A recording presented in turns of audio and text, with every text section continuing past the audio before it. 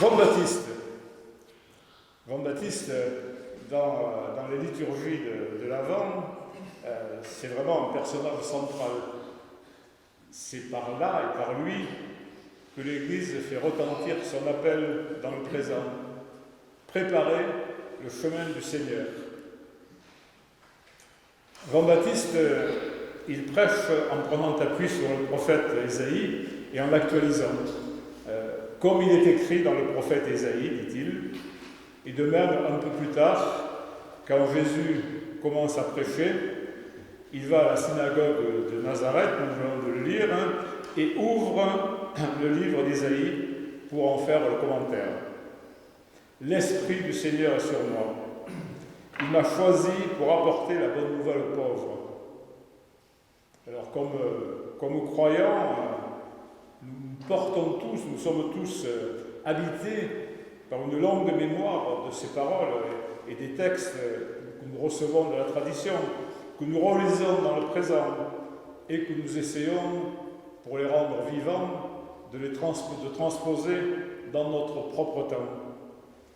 Et de cette manière, nous leur permettons de continuer d'être des paroles vivantes qui n'éclairent pas seulement une tradition, mais qui sont là pour éclairer notre propre chemin aujourd'hui. Dans des temps difficiles, qui étaient marqués par la déportation et l'exil, par la guerre, ou par la domination et l'occupation étrangère, des prophètes, Isaïe en l'occurrence, prennent la parole pour nourrir une espérance. Quand tout semble conduire au découragement, voire au désespoir, et parfois les temps présents en sont aussi une illustration, quand tout semble dire qu'il n'y a plus rien à espérer, chacun, en son temps et à sa manière, peut ouvrir le présent sur cet avenir qui est offert par Dieu. Isaïe, comme Jean, invite à garder confiance, parce qu'ils disent « l'avenir reste ouvert ». Et cet avenir, il appartient à Dieu. Et Dieu est fidèle à ses promesses. Il va intervenir.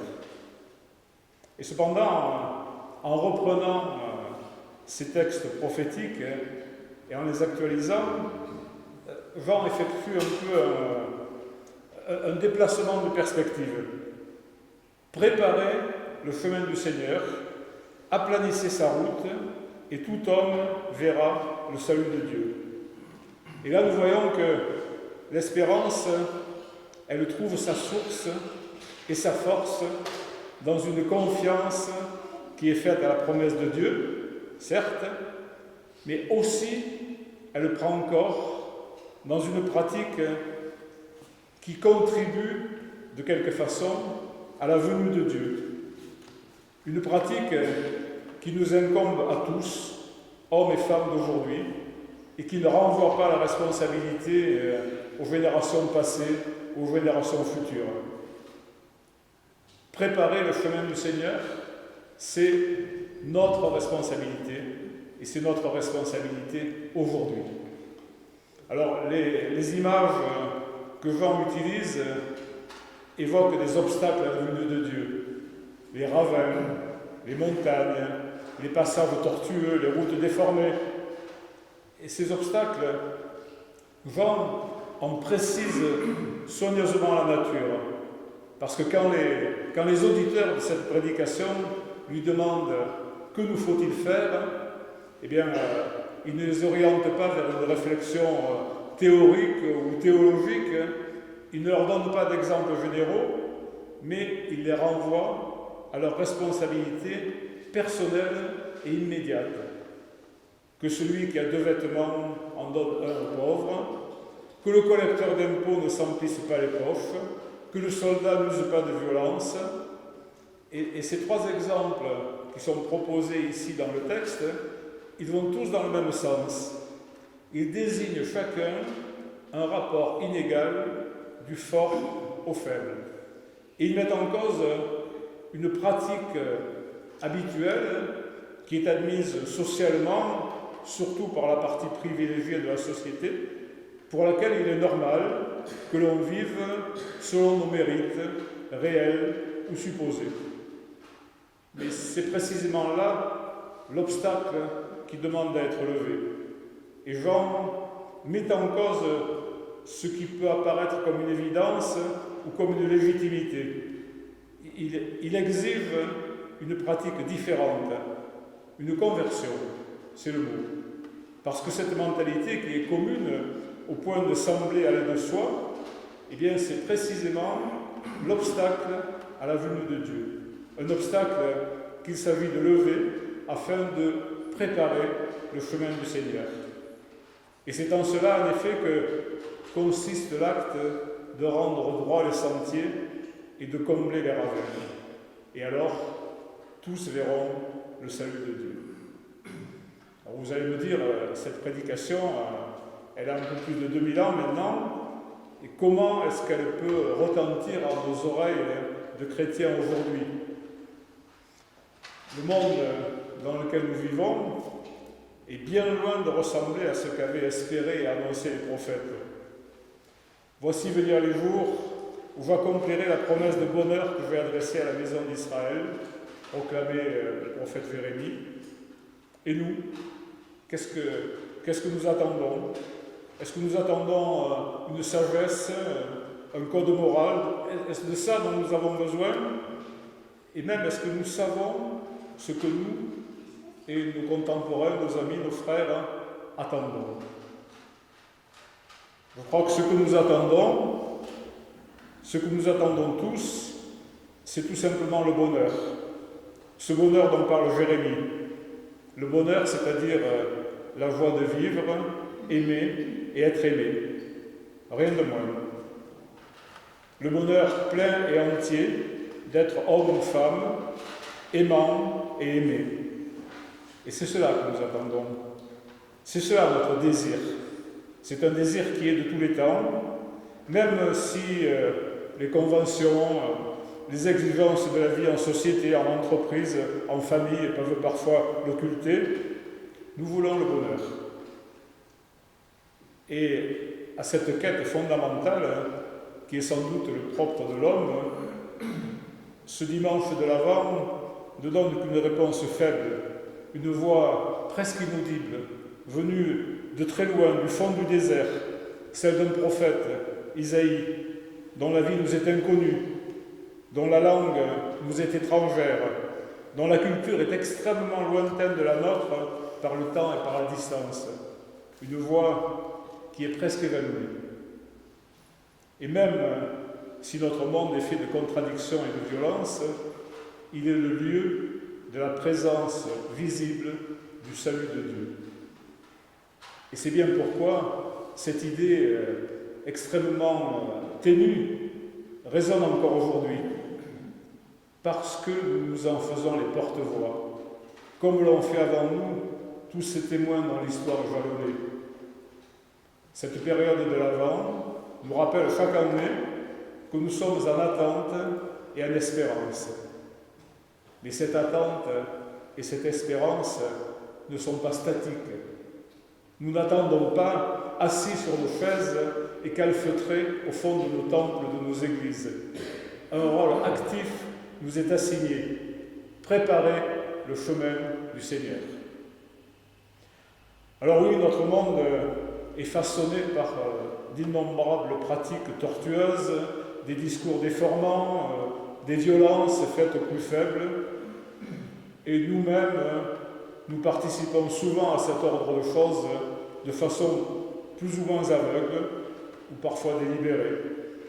L'idolâtrie du marché, annoncée comme sauveur universel, la brutalité des pratiques économiques, les manipulations, les multiples formes de corruption, les jeux de pouvoir, la confiance dans les institutions s'en trouve souvent profondément ébranlée, et de nombreuses institutions, précisément, sont aujourd'hui plus ou moins discréditées, qu'elles soient économiques, judiciaires, politiques, mais aussi ecclésiales. Et les plus faibles en sont d'abord et partout les victimes. Et pour beaucoup, l'avenir est porteur de bien plus de menaces que de promesses. Dieu ne peut survenir dans un monde de mensonges. Préparer le chemin du Seigneur, n'est-ce pas dès lors et d'abord faire œuvre de responsabilité et de vérité. Le Messie attendu et annoncé par Jérémie devait faire prévaloir le droit et la justice de sorte que tous puissent habiter en sécurité dans le pays. Jean-Baptiste disait en son temps qu'il était de la responsabilité de chacun de faire cela et que c'était la condition de la venue du Messie. Difficile exigence pour aujourd'hui, dans nos pratiques personnelles, privées, professionnelles ou même dans nos pratiques collectives. Alors oui, c'est vrai, nous aspirons tous à une société plus juste et plus vraie, qui est libérée du mensonge et de l'hypocrisie. La recherche de vérité et de transparence est une urgente exigence, une exigence de cohérence et d'authenticité dans nos comportements personnels, une exigence de clarté dans les pratiques des institutions, une exigence d'honnêteté dans le monde des affaires, une exigence d'intégrité en politique, de vérité dans les médias. Et pour nous, chrétiens, cette droiture dans tous les domaines de l'existence personnelle et sociale est en quelque sorte aussi une condition de crédibilité de toute parole que nous pourrions dire sur Dieu. Par là, nous ouvrons ou nous fermons les chemins par lesquels Dieu pourrait passer. Mais est-ce que l'attitude chrétienne d'attente et d'espérance peut s'exprimer complètement à partir des paroles de Jean-Baptiste? Pour nous, Dieu est déjà venu en nous, en Jésus. Et selon Luc, vous l'avez également entendu pendant les lectures bibliques, Jésus commence aussi sa prédication en citant et en commentant Ésaïe. « L'Esprit du Seigneur est sur moi, il m'a choisi pour apporter la bonne nouvelle du royaume aux pauvres. » Jésus n'invite plus à préparer le chemin du Seigneur. Il dit « Le royaume est au milieu de vous » et il en montre les signes. Son attitude d'accueil, de vérité, est telle que le pauvre, le pécheur, qui se sent reconnu et pardonné, le malade qui recouvre la santé, le marginal qui est remis au centre, le riche enfermé dans son égoïsme, qui se découvre la capacité de partager, tout cela retrouve leur véritable humanité. Voit le salut de Dieu dans cet événement même. Dieu vient à eux, au cœur même de leur existence transfigurée. Et s'il reste donc vrai qu'il faut constamment préparer le chemin du Seigneur en écartant les obstacles à sa venue, les passages tortueux, les routes déformées, tout l'Évangile dit en même temps, le Seigneur est présent parmi nous. Il se donne à voir, à entendre, à toucher, là où la puissance de l'amour suscite la vie, dans la rencontre et l'échange réel et sincère, qui se libère de la marginalisation, du mépris, de l'ignorance des autres. Dieu peut se donner à voir et à entendre au cœur des pratiques qui révèlent le vrai visage de l'humanité. Et la conversion à laquelle Jean-Baptiste appelle n'est donc pas un préalable à la venue de Dieu. Cette conversion, quand elle va jusqu'au bout d'elle-même, c'est l'acte qui permet à Dieu de s'offrir dans le présent. Par notre présence, par notre témoignage, se maintiennent ainsi vivantes l'attente et l'espérance de ce jour où tout homme verra le salut de Dieu. Cet horizon universel de notre espérance, anticipé et annoncé dans la résurrection de Jésus. Amen.